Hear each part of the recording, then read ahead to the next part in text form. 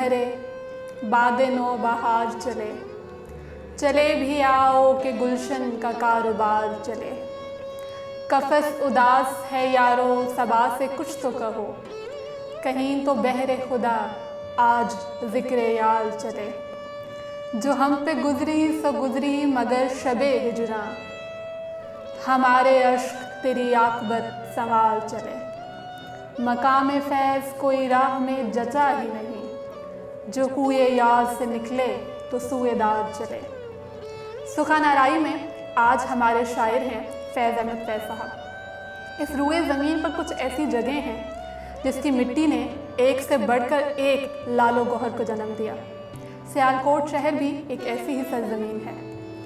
फैज़ अहमद फैज़ की जाए पैदाइश यही शहर है।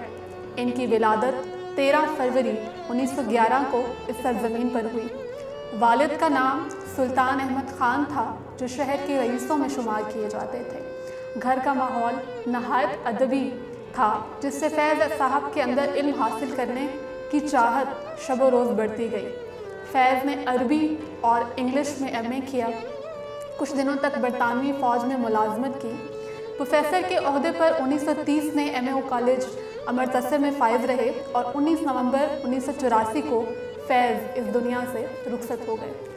फैज़ ने हर तरह की शायरी की। उनकी पहचान तरक्की पसंद शायर के हवाले से ज़्यादा है। इस तहरीक से वाबस्ता होने के बाद उनके कलाम में इनकलाब पैदा हुआ और उनके बुलंद ख़याल को देखा जा सकता है।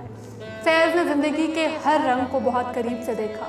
समाज की बदहाली, नाइंसाफ़ी, जुल्म, गुलामी, अंग्रेज़ों के मज़ालिम, सरमायादाराना निज़ाम की गलत पॉलिसी, किसानों और मज़दूरों का इस्तेहसाल वगैरह, इन सब ने इनके जहन को इस दर्जा मुतासिर किया जिसके नतीजे में उनके कलाम के बुनियादी मौज़ूआत में हमें ये तमाम बुराइयां दिखाई देती हैं।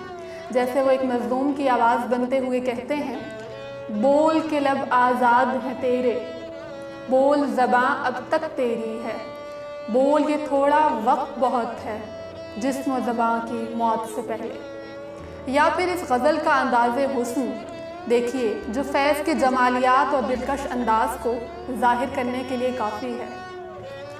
कई बार इसका दामन भर दिया उसने दो आलम से, कई बार इसका दामन भर दिया उसने दो आलम से, मगर दिल है कि इसकी खानवी रानी नहीं जाती। कई बार इसकी खातिर ज़र्रे ज़र्रे का जिगर चीरा, मगर ये चश्मे हैरान जिसकी हैरानी नहीं जाती। फैज़ की गज़लों में क्लासिकी रंग और दिलफरेबी के साथ पैकर तराशी है, जो कारी को देर पा अपनी गिरफ्त में लिए रहता है। आम लबो लहजे में कारीन के दिलों पर दस्तक देना, फ़िक्र में वलवला और हैरत पैदा करना फैज़ का कारनामा है। फैज़ अहमद फैज़ बर-ए-सग़ीर की तहज़ीब के जमालियात से रिश्ता रखते हैं, जिसकी जड़ें इस ज़मीन की गहराइयों में पैवस्त और दूर दूर तक फैली हुई हैं। रोमांस से हकीकत की तरफ सफ़र ने फैज़ को एक इनकलाबी शायर बना दिया और इसके लिए उन्होंने उर्दू नज़्म को बेहतर ज़रिया समझा। अपनी मकबूल तरीन नज़्म नक्शे फ़रियादी के दूसरे हिस्से में फैज़ कहते हैं, मुझसे पहली सी मोहब्बत मेरे महबूब न मांग, मुझसे पहली सी मोहब्बत मेरे महबूब न मांग, मैंने समझा था कि तू है तो दरख्शां है हयात, तेरा हम है तो गमे दहर का झगड़ा क्या है, तेरी सूरत से है आलम में बहारों को सबात, तेरी आँखों के सिवा दुनिया में रखा क्या है, तू जो मिल जाए तो तकदीर निगूं हो जाए, यूं न था मैंने फ़कत चाहा था यूं हो जाए, लौट जाती है उधर को भी नज़र क्या कीजिए, लौट जाती है उधर को भी नज़र क्या कीजिए, अब भी दिलकश है तेरा हुस्न मगर क्या कीजिए, और भी दुख हैं ज़माने में मोहब्बत के सिवा, राहतें और भी हैं वस्ल की राहत के सिवा।